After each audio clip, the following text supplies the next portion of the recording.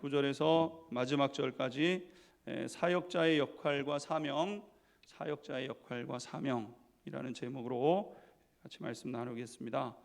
지난 시간에 이어서 사역자에 대한 그런 그 정체성, 또 사역자로서 어떤 태도와 마음을 가져야 되는가에 대해서 성경이 말씀하고 계시기 때문에 그냥 말씀을 전합니다. 또 그래야 이것이 우리 가운데 필요로 한 말씀이기 때문에 이 말씀을 같이 이렇게 이제 전하려고 합니다. 사람은 누구든지 건강한 삶을 꿈꾸고 기대하게 되지요. 또 실제로 어떤 분이든지 간에 건강한 삶을 살아가셔야 됩니다. 건강하게 사셔야 돼요. 우리가 뭐 익히 들어서 아는 말인 것처럼 재산을 잃으면 조금 잃은 것이다. 재산을 잃는 게 제일 조금이에요. 사실 재산이 그렇게 중요하지 않죠. 없으면 마음대로 먹으면 되고 살면 되고, 좀 불편하고 좀 우리가 살아가는 데 있어서 내가 마음껏 무엇인가를 하지 못한다는 답답함이 있기는 해도 살아가는 데는 뭐 그렇게 큰 어려움이 없을 수 있죠. 그 다음에 명예를 잃으면 많이 잃은 것이다. 명예는 한순간에 얻을 수 있는 것이 아니기 때문에 명예를 잃으면 그것을 차곡차곡 준비해서 나중에 누리게 되는데, 그걸 잃어버리게 되면 다시 명예를 얻는다는 것은 여간 어려운 일이 아니죠. 명예를 잃는 것은 많이 잃는 것이다, 이렇게 얘기를 했고, 그 다음에 건강을 잃으면 전부를 잃는 것이다, 이렇게 했습니다. 그러니까 건강을 잃으면 뭐 재물 나가는 건 재물 나가는 것이고, 또 자기의 역할을 다 감당하지 못하기 때문에 잃게 되는 것이 워낙 많게 되는 것이죠. 질병으로 고생을 해보면 삶의 질 그 자체가 너무나도 악화되어 버린다는 것을 이제 알게 되죠. 어느 정도 살아가면서 해야 될 것들, 또 누려야 될 것들, 감당해야 될 것들이 있는데, 건강을 잃게 되면 그런 것들을 다 못해서 삶의 질이 굉장히 낮아지게 되는 것이죠. 그런데 이처럼 건강한 삶을 기대하지만 또 그처럼 또 내 뜻대로 되지 않는 게 또 이런 삶 아니겠습니까? 건강하기 위해서 뭐 필요한 것도 많이 먹고, 또 시간 조절도 하고 열심히 건강을 지켜가려고 애를 써도 또 내 뜻대로 이렇게 지켜지지 못하는 것이 또 건강의 그런 그 모습인 듯합니다. 왜냐하면 이 건강이라는 것은 모든 것이 완벽한 조화를 이루어야 누릴 수 있는 것 아니겠습니까? 모든 것이 완벽해야 됩니다. 머리끝에서부터 발끝에까지, 혈관 하나까지도 그것이 아주 완벽한 조화를 이루어야 누릴 수 있는 것이죠.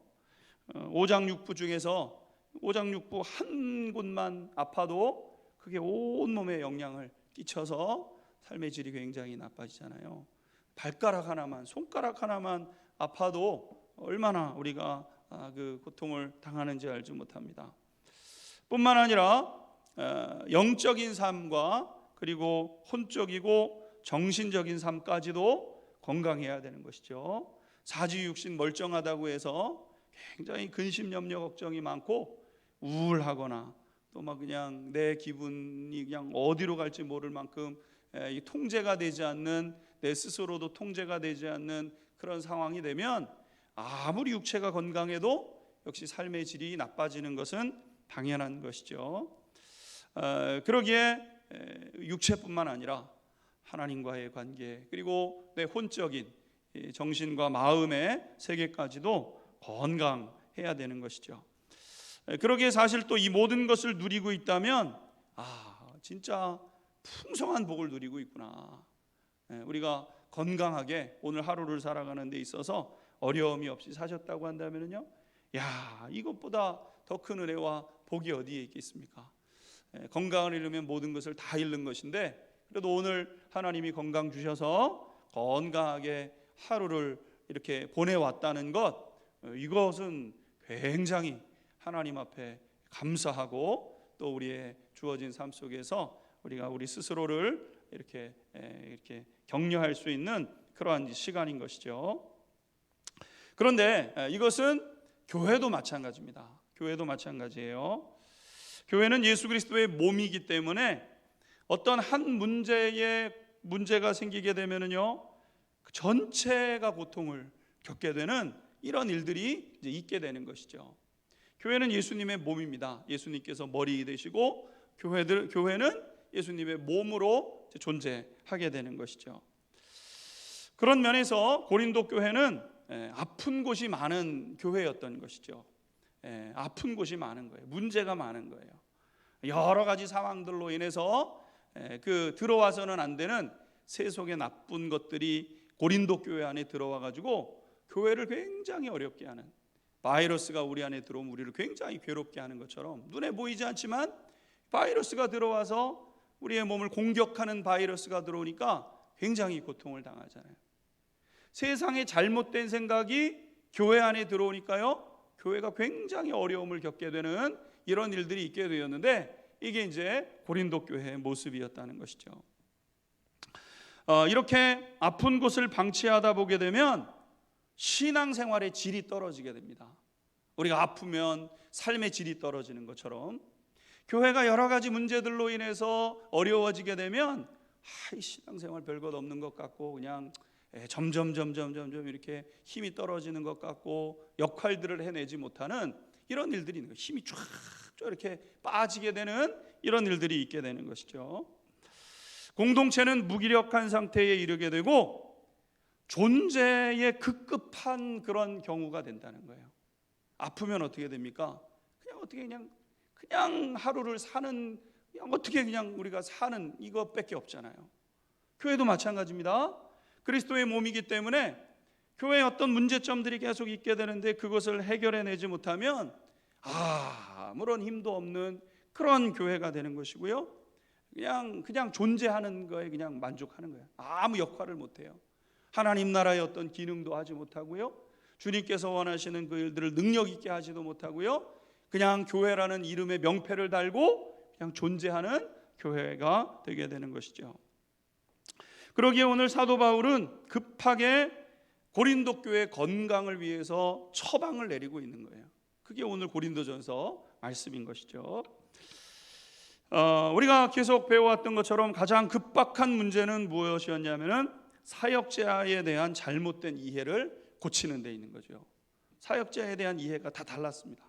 고린도 교회 성도들이 사람이 여럿이니까 생각도 다 다를 수는 있지만 기준점이 없었던 거죠. 여러분, 사도 바울은 사역자란 누구인가? 누구의 종도 아니라 그리스도의 종이다. 사역자들은 그리스도의 종이다. 오직 주님의 명령에 집중하고 오직 주님의 기쁨을 위해서만 일하는 사람이 사역자다. 자기의 이익을 구하는 사람도 아니고 자기의 어떠함, 명예나 이런 거를 구하는 사람도 아니고 사역자는 오직 주님의 기쁨, 주님이 뭘 시키든지 그걸 해내는 사람이 그리스도인이죠.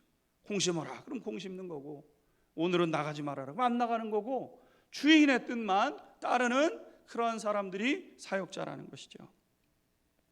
그러므로 아무리 사도 바울을 좋아하고 그를 지지한다고 하더라도 그로 인해서 주님의 교회가 어려움을 겪을 수 없고 그래서도 안 된다. 이게 이제 지금까지 사도 바울이 말씀해 온 거예요. 교회는 주님의 교회 아니냐? 사역자들도 주님의 기쁨을 위해서 사는 사람들 아니냐? 교회는 주님의 기쁨으로 있어야 되는데 서로 분란을 일으키고 서로 싸우고 다투고 사람들도 싫어하고 하나님도 싫어하는 그런 일들을 하게 되면 그거는 안 된다는 거죠. 절대로 그래서는 안 된다. 사역자들은 그것을 위해서 존재하는 자들도 아니고 주님이 기뻐하시는 일도 아니지 않느냐, 이렇게 얘기를 하는 거죠. 사도 바울은 이제 조금 더 깊은 이제 어조를 가지고 이제 이야기하게 되는데요. 실제 사역자들이 어떤 존재냐, 이걸 이제 더 깊이 말씀해 가고 있는 겁니다. 오늘 9절 말씀 같이 한번 읽도록 하겠습니다. 9절 읽고 하나님 말씀 배웁니다. 시작. 내가 생각하건대 하나님이 사도인 우리를 죽이기로 작정된 자같이 끄트머리에 두셨음에 우리는 세계 곧 천사와 사람에게 구경거리가 되었노라. 아멘. 내가 생각하건대 하나님이 사도인 우리를 죽이기로 작정된 자같이 끄트머리에 두셨다. 맨 끄트머리에. 하나님께서 그냥 끄트머리에서 그냥 이렇게 사용하시는 자들이라는 거예요. 이게 사역자의 운명이죠. 사역자가 걸어야 되는 걸음이라는 것이죠. 사도 바울은 자신이 고린도 교회 성도들에게 관심의 대상이 맞다는 것은 인정을 해요. 그러니까 지금 고린도 교회 문제는 뭐예요? 나는 사도 바울에게다, 나는 아볼로에게다, 나는 베드로다, 이것저것도 아니면 나는 그리스도인, 그리스도파다, 막 이러면서 그냥 사분오열되어 있는 그 성도들에게, 사도 바울을 집중하고 있는 그 성도들에게 맞다, 나는 성도들의 관심의 대상이 맞다, 이렇게 그것을 이야기하고 있죠. 그래서 그렇게 하다 보니까 하나님 이 사도는, 사역자들은 진리를 가르치고 복음을 전하는 자들 아니겠습니까? 하나님의 말씀을 그대로 가르치고 그 안에 담겨져 있는 기쁜 소식을 계속해서 전달해 주는 메신저죠. 메신저. 하나님의 말씀을 그대로 전달해 주는 거예요. 하나님의 뜻을 성도님들에게 그대로 전달해 주는 거예요. 이게 사역자들의 역할이죠. 메신저입니다. 자기가 주체가 아니에요. 무엇을 전달하라고 하는 분으로부터 그 메시지를 가지고 그 메시지를 다 우리 성도님들에게 전달해 주는 그 역할을 하는 사람인 것이죠. 그런데 이렇게 사람들에게 주목을 받게 되었는데, 이렇게 관심과 주목을 받는 것이 자기가 돼서는 안 된다. 이것이 사도 바울의 이제 말씀입니다. 그런 면에서 사도 바울은 자신이 구경거리일 뿐이다, 이렇게 오늘 9절 하반절에 말씀하고 있어요. 우리는 세계 곧 천사와 사람에게 구경거리가 되었노라. 사람들이 주목을 해요. 메시지를 전하니까 오늘 성도님들이 목사를 이렇게 보고 목사에 듣잖아요. 근데 여러분, 이 보게 되고 듣게 되니까 이제 보게 되는 거예요. 그럼 목사는 어떻게 사는가, 말씀을 전하는 대로 사는가, 이거를 이제 보는 거죠. 근데 사실 메신저의 역할은 하나님의 뜻을 그냥 전하는 게 이제 전부인 거예요. 하나님의 말씀을 그대로 전하는 것인데, 전하는 그 대상자, 메신저를 전하는 그 대상자가 진짜 그런지 아는지를 보게 되는 그러한 상황 가운데 놓여져서 사도 바울은 자기 자신이 천사들과 진짜 그렇게 하는가, 천사들도 보고 성도님들도 보고 이렇게 구경거리에, 그런 거리에 불과하다고 말씀하고 있는 것이죠. 우리가 잘 아는 것처럼 사도 바울은 영적으로 큰 거목이었습니다. 사도 바울께서는 정말 어마어마한 분이셨죠. 이 세례 요한이 예수님의 신발끈, 아이고 그거 어떻게 이게 진짜 이게 그냥 두근두근 거려서, 그죠?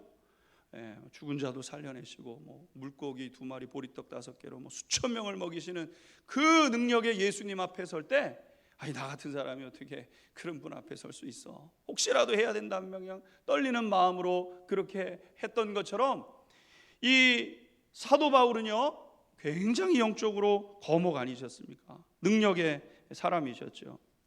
기도로 사람들을 치료하시고, 심지어 앞치마나 손수건, 이 사도 바울이 텐트 짓느라고 앞치마를 하고 있고 또 손 좀 닦느라고 손수건 이렇게 됐는데, 이 사도 바울의 손수건을 들고 가서 아픈 사람에다가 갖다가 놓으면 그 사람이 낫는, 이런 일들이 사도 바울의 영적인 그 임파테이션, 이 임파테이션 아닙니까? 흘러가는 거예요. 흘러가는 것. 예수님에게 있었던 그 능력이 사람들에게 흘러가서 낫게 하는 것처럼 사도 바울에게 있었던 그 영적인 능력이 이렇게 이제 흘러가는 것이죠. 임파테이션 돼서 흘러가는 역사가 이제 있게 되었다는 겁니다. 귀신이 떠나가고 병든 자들이 고쳐지는 그런 일들이 있었던 거죠. 사도 바울 역시 결국 자기 자신은 사람들과 천사들의 구경거리였을 뿐이라고 이제 이야기를 하는 거예요. 사도 바울이 지금 얘기하고자 하는 것은 무엇이냐면은, 나는 복음 전파에 있어서 주연이 아닙니다. 나는 주인공을 드러내는 사람이었을 뿐입니다. 이것을 말씀하고 있는 것이죠. 많은 성도님들이 이 사실을 몰라서 많은 손해를 봅니다. 한국 교회도 이 사실을 자꾸 잊어버리는 것 같습니다. 고린도 교회 성도들은 이 사실을 잊어버렸기 때문에, 그래서 편 나누기를 한 거예요. 편 나누기. 교회 안에 편이 갈리는 겁니다. 주님께서 말씀하시면 그 메신저를 통해서 이런 삶입니다. 그럼 성도님들이 주님의 뜻이 이런 거구나 상고하고 데살로니가 교회인들처럼 정말 그런가 묵상하고 그렇네. 그럼 온 마음을 다해서 거기에 헌신하면서 그 일에 집중하고 이런 삶이 있어야 되는데 이 고린도 교회 성도들은 그렇게 하지 않았다는 거죠. 나는 바울에게 속했고 나는 아볼로에게 속했고 나는 베드로에게 속했고 뭐 이렇게 하면서 나는 저 사람이 좋아. 나는 그 사람이 좋더라. 역시 이 바울이 개척 때부터 그렇게 하더니 역시 베드로가 최고. 사도 바울이 최고야. 그 다음에 말씀을 너무너무 잘 그래. 역시 아볼로가 최고야. 여러분 이러한 사람들로 나뉘어지게 되었다는 거죠.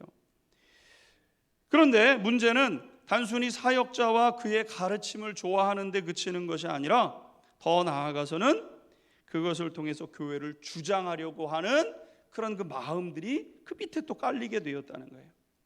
그래서 사도 바울을 지지하는 사람들, 아볼로를 지지하는 사람들, 그 다음에 베드로를 지지하는 사람들이 그냥 나는 베드로가 좋고 아볼로가 좋고 그 다음에 이 사도 베드로가 좋고 뭐 이러한 좋아하는 것에 그치는 것이 아니라 그 세력들이 서로 미워하고 또 서로를 공격하고 이러는 가운데 분란이 일어나는 그런 모습이 이 고린도 교회의 모습이었다는 거죠. 사도 바울은 자신은 결코 아무것도 아니고 오직 주님만 드러내는 이일 뿐이다. 주님이 주연이시고 사역자는 조연이 아무것도 조연도 아니에요. 사실은 엑스트라일 뿐이에요. 엑스트라. 사역자는 엑스트라입니다. 조롱거리, 웃음거리, 그냥 지나가 버리고 마는 사람. 무슨 본 공연이 있기에 앞서서 어떤 사람들이 나와서 이제 다음 코너는 하는데 주인공이 나오십니다. 이렇게 들어가 버리는 사람이에요. 아무도 주목하지 않는, 주목할 필요가 없는, 그냥 그것에 불과한 웃음거리에 불과한, 조롱거리에 불과한, 광대에 불과한 그것이 사역자라는 것이죠. 근데 이거 참 잘 안 가르칩니다. 한국 교회에서 다 사역자를 주목하게 만들죠. 사역자에 집중하게 만들고 교회가 건강한 방향으로 나아갈 수 없는 그러한 모습을 만드는 것 아니겠습니까? 종들은 이 엑스트라들은요 주연이 빛나도록 하는 거예요. 그게 조연의 역할입니다. 조연은 총 맞으면 바로 죽어야 되는 거예요. 그죠? 주인공은 총을 맞아도 으아 이러면서 몇 병 맞아도 안 죽고 또 살아나고, 이게 주연일 때 조연은 그냥 스치기만 해도 여기저기서 쓰러지는 거예요. 사역자는요 그 능력이 있었던 사도 바울께서도, 그 어마어마한 영향을 가지고 계셨던 사도 바울께서도 나는 웃음거리일 뿐이다, 이렇게 구경거리일 뿐이다, 이렇게 말씀하셨다고 한다면, 여러분 오늘 이 시대의 사역자들이 뭐라고 자기의 영향력과 자기의 얘기를 하고 그렇게 할 수 있겠습니까? 종들은 주인이 드러나는 영광 드러나시고 영광을 얻도록 하는 웃음거리일 뿐이라는 거예요. 그게 저의 삶이고, 지금 우리 교육자들이 계시지만 교육자들 그렇게 사셔야 돼요. 그것으로의 부르심이에요. 그죠? 사도 바울은 10절에서 13절까지 이제 이렇게 이야기를 합니다. 자기 자신에 대해서 얘기를 해요. 10절에서 13절 읽겠습니다. 10절에서 13절입니다. 시작. 우리는 그리스도 때문에 어리석으나 너희는 그리스도 안에서 지혜롭고, 우리는 약하나 너희는 강하고, 너희는 존귀하나 우리는 비천하여, 바로 이 시각까지 우리가 줄이고 목마르며 헐벗고 매맞으며 정처가 없고, 또 수고하여 친히 손으로 일을 하며 모욕을 당한즉 축복하고 박해를 받은즉 참고 비방을 받은즉 권면하니, 우리가 지금까지 세상에 더러운 것과 만물의 찌꺼기 같이 되었도다. 아멘. 오늘 사도 바울은 참 미련하게 살았다고 얘기를 하고 있습니다. 사도 바울은 미련하게 사셨어요. 사도 바울께서는 굉장히 미련하게 사셨습니다. 밤이고 낮이고 그럴 기회가 있는 곳이라고 하고, 성령께서 가라고 하시면 달려가서 그곳에서 성경을 가르치고 복음을 전하셨죠. 그리고 성령께서 너 은사 다 했으니까 이제 딴 데로 가. 그러면 사도 바울은 또 딴 데로 가셨어요. 여기에 심어놓고 여기가 교회에 세워지고 여기에 믿는 자들이 세워지고, 그러니까 이제 그들로부터 여러분 뭔가 이렇게 공급받고 그럴 수 있잖아요. 근데 성령께서 딴 데로 가. 그러면 사도 바울은 다 그것을 맡겨놓고 또 다른 곳으로 가는 이러한 삶을 살아내셨던 것 아니겠습니까? 그것이 바로 그의 삶이었습니다. 오직 주님의 종으로서, 오직 성령의 인도하심만 따라서. 이것이 사도 바울의 걸음이셨던 거죠. 이에 비해서 고린도 교회 성도들은 너무너무 지혜로웠다는 거예요. 그래서 우리가 읽었던 걸 보게 되면은 10절에 보게 되면 우리는 그리스도 때문에 어리석으나 너희는 그리스도 안에서 지혜롭더라. 고린도 교인들이 너무너무 지혜롭다는 거예요. 여러분, 이건 좋은 의미로 지금 얘기하는 게 아니죠. 고린도 교인들은 너무너무 지혜로웠어요. 나는 여기까지야. 나는 할 만큼 했어. 더 이상 내게는 헌신을 요구하지 마. 굉장히 똑똑해요. 얼마나 계산이 정확한지. 내가 이만큼 받았으니까 더 이상 나는 헌신하지 않겠다는 거예요. 나는 요만큼까지만 헌신할 것이고 더 이상 헌신을 요구하는, 굉장히 지혜로운 것처럼 보이죠. 사도 바울은 그냥 보내면 그냥 가는 사람이고 그러는데, 고린도 교인들은 자신의 헌신의 바운더리를 딱 정해놓고 그 이상 헌신하지 않는, 굉장히 인간적으로 보면 똑똑한 그러한 형편에 놓여 있었다는 것이죠. 또 보십시오. 사도 바울은 영적인 능력이 대단했지만 심령이 너무너무 약했어요. 그래가지고 10절에 보게 되면은 우리는 약하나 너희는 강하고 너희는 존귀하나 우리는 비천해진 것 아니냐, 이렇게 이야기를 하고 있습니다. 사도 바울은 영적인 능력이 굉장히 대단했지만 심령은 너무너무 약했어요. 한 영혼으로 인해서 깊은 상처와 고통을 겪습니다. 여러분, 사역을 하면서 가장 고통스러운 것은 뭐 사례가 줄었다, 다른 이들이 세상 사람들은 우리 또래 친구들은 가서 골프 치는데 나는 골프 못 친다, 뭐 한다는데 뭐 못 한다. 여러분, 이런 것 때문에 괴로워하지 않습니다. 사역을 하면서 그런 것은 괴롭지 않아요. 그런데 한 영혼을 어이없이 잃어버렸을 때 그 절망감은 이루 말할 수 없죠. 주님께서 공동체를 맡겨주셨는데 그걸 감당해내지 못하는 거예요. 거기에서 오는 압박감, 거기에서 오는 괴로움, 거기에서 오는 그 괴로움과 고통이 사역자의 진두름이라는 거예요. 몸을 고치는 의사 선생님들이 가장 힘든 때가 있다고 합니다. 잠을 못 자서 힘든 때가 아니고요, 돌보던 환자가 세상을 떠나는 거예요. 그러면 자기 자신을 자책하고 무기력함에 빠진다는 거예요, 의사 선생님들이. 목회자 역시 그런 거예요. 목회자 역시 내 자신이 얼마나 부족하고 무능한지 아파하고 안타까워하는 거예요. 하나님, 그렇게 됐어요. 주님 앞에 너무 죄송하고, 다 내가 무능해서, 다 내가 무기력해서. 여러분, 아파하고 그 고통 가운데 있게 되는 것 아니겠습니까? 그런 면에서 사도 바울은 약한 거예요. 영혼에 그냥 벌벌벌 떠는 거죠. 네. 한 영혼, 하나님께서 맡겨주신 그 영혼을 하려고 강한 사람에게는 약한 사람이 또 더 약하게, 히브리인들에게는 히브리인의 모습으로, 헬라인에게는 헬라인의 모습으로, 부자에게는 부자의 모습으로, 당당하게 가난한 사람들에게는 더 가난한 모습으로, 사도 바울이 그렇게 하면서 딱 한 가지, 자기에게 맡겨준 그 영혼을 붙잡는 거죠. 사도 바울은 그런 면에서 약했습니다. 반면에 고린도 교회인들은 어떻게 했습니까? 그러든지 말든지요. 강해요. 그냥 나가면 네가 나가는 거지, 네 나가라, 이러는 그 마음에 전혀 요지부동이 없었던 것이 이 고린도 교회 성도들의 모습이었던 거죠.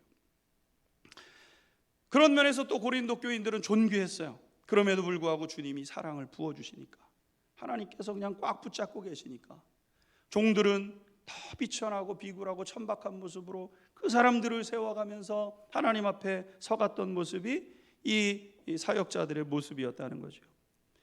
사도 바울은 계속해서 11절에 이렇게 얘기하지 않았습니까? 바로 이 시각까지 우리가 줄이고 목마르고 헐벗고 매맞으며 정처 없지 않았는가. 뿐만 아니라 여러분 12절도 보게 되면은 사도 바울과 사역자들을 이 사역자 팀을 욕을 할 때 욕을 먹으면 어떻게 해요? 그래도 축복하고, 그죠? 12절에 보게 되면 수고하여 친히 손으로 일하며 모욕을 당한즉 축복하고. 뭐 그냥 뭐 사도 세례 요한도 그랬으니까요. 그냥 하지 않는다 그러고, 예수님도 먹으니까 또 먹기를 탐한다 그러고, 세례 요한은 또 안 그런다 그러니까 저렇게 융통성이 없어가지고 세례 요한은 융통성이 없어 이러더니 예수님께서는 오셔가지고 막 사람들과 먹고 그러니까 저렇게 먹고 마실 줄만 알고 사람들의 모습이에요. 그래서 여러분 이 사도 바울이 그렇게 뭘 해도 비난과 지지의 그런 어떤 일들이 있지 않습니까? 그래도 어떻게 해요? 그래도 축복하는 게 이 사역자들의 모습이었던 거죠. 박해를 당하면 참고, 비방을 당해도 권면하고, 그러지 마세요. 이렇게 얘기를 한다는 것이죠. 여러분, 왜입니까? 주님이 원하시는 한 영혼을 구원하는, 그 구원받은 영혼을 지켜가기 위한, 그것이 사도 바울과 그 사역자 팀들의 모습이었다는 겁니다. 여러분, 오늘 두 번째이자 마지막으로 사도 바울은 글을 쓰는 목적을 이렇게 이야기하고 있어요. 14절 같이 한번 읽도록 하겠습니다. 본문 14절 같이 읽겠습니다. 시작. 내가 너희를 부끄럽게 하려고 이것을 쓰는 것이 아니라 오직 너희를 내 사랑하는 자녀같이 권하려 하는 것이라. 이 말을 하면은 고린도 교인들이 그렇게 하지, 그러려고 지금 이거 쓰는 거 아니라는 거예요. 사도 바울은 지금 편지로라도 고린도 교회 성도들에게 이 사실을 전하는 것은 내 사정을 좀 알아달라, 그런 의미가 아니에요. 지금 이렇게 설교를 하게, 아유 목회자가 그런가 보다, 아이고 저 어떻게 불쌍해서 어떻게, 여러분 저 불쌍히 여기거나 사역자들이 그러니까 아유 사역자들 불쌍해서 어떻게, 그렇게 하기 위해서 이 말씀이 기록된 것이 아니라는 것이죠. 이유는 한 가지입니다. 교회를 잘 세워야 된다고 당부하기 위해서. 사랑하는 성도 여러분, 우리 안양 중앙교회는요 정말 하나님의 은혜 가운데 우리 성도님들의 교회를 잘 세워오셨어요.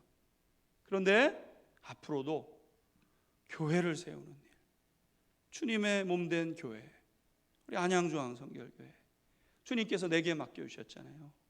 주님께서 우리 성도님들에게 이 교회를 맡겨주셨잖아요. 교회를 세우는 일에, 교회가 세워지는 것, 교회가 세워지는 것. 사역자는 아무것도 아니에요. 교회가 세워지는 것, 교회가 아름답게, 이야 안양중앙교회 대단하네, 주님의 말씀대로 사네, 그 교회 가봐 예수님이 보여, 그런 교회. 세상에 어디에서도 예수님을 보일 곳이 없어요. 그럼 어디 가서 예수님 봅니까? 국회에 가면 예수님이 보입니까? 청와대를 가면 예수님이 보입니까? 예수님을 보일 수 있는 유일한 곳, 교회.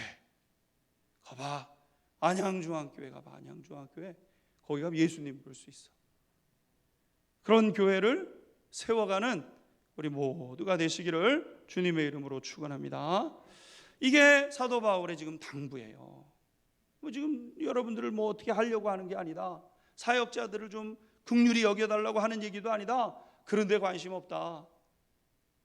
고린도 교회 잘 세워다오. 싸우지 말고, 뭐 때문에, 의견 때문에 부딪히지 말고, 서로 막 끌어내리려고 그러지 말고, 세례 요한이 예수님 높여주고 예수님께서 세례 요한을 높여주고 그랬던 것처럼 서로 높이면서 그리스도 안에서 하나 되어져 가면서 서로 이해해주고 이해받고, 사랑받고 사랑하면서, 용서해주고 용서받고, 용납해주고 용납받고, 여러분 그런 천국을 이루어가라고 지금 이 사도 바울께서 말씀하고 있는 것 아니겠습니까?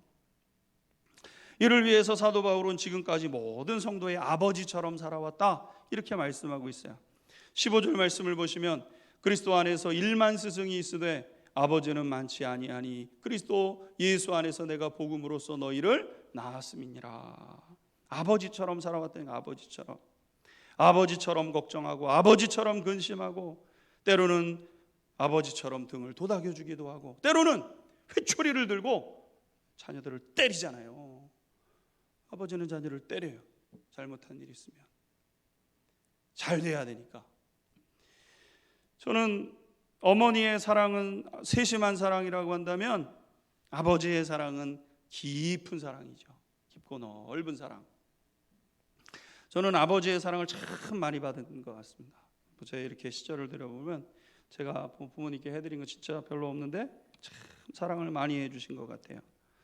철없던 청소년 시절에 그때는 이제 막 뭐 친구들 다 좋은 옷 입고 뭐 다는 아니지만 좋은 옷 입고 좋은 신발 신는 애들이 있잖아요. 그러면은 나도 좋은 신발 신고 싶다고 막 이렇게 이제 때를 썼던 것 같습니다. 그때 아버지가 이제 교편을 잡고 계셨었는데 6남매 맞으시고 할머니 할아버지가 이제 농사를 지으셔야 되기 때문에 동생들 돌아보시랴 뭐 어쨌든 하실 일이 많으셨던 것 같아요. 아버지가 그걸 모르죠. 그때는 뭐 그냥 일단 내가 어쨌든 뭐가 채워져야 되니까. 그러면 뭐 아버지한테 직접 못 만나 못 얘기하니까 이제 어머니를 붙잡고 그냥 다른 친구들 다 좋은 옷 입고 좋은 신발 신는데 나도 좋은 옷 입고 좋은 신발 신고 싶다고 막 이렇게 때렸으면은 아버지께서 이제 그때 보면은 그때 이제 뭐 제가 뭐 좋은 신발이랑 뭐 요즘도 좋지만 뭐 나이키 뭐 그다음에 아식스 뭐 이런 신발이 저희 때는 굉장히 좋은 신발이었던 거죠. 그런 거는 뭐 한 9만 원, 10만 원 이렇게 했어야 되는 신발인데 아버지는 월드컵 이런 거지 신어요. 15,000원짜리 월드컵. 프로 월드컵도 아니고 그냥 월드컵. 근데 아버지가 나는 이 신이 편해. 그리고 그냥 그 신을 신으시는 거예요. 사줘. 나는 이 신이 편해. 이러면서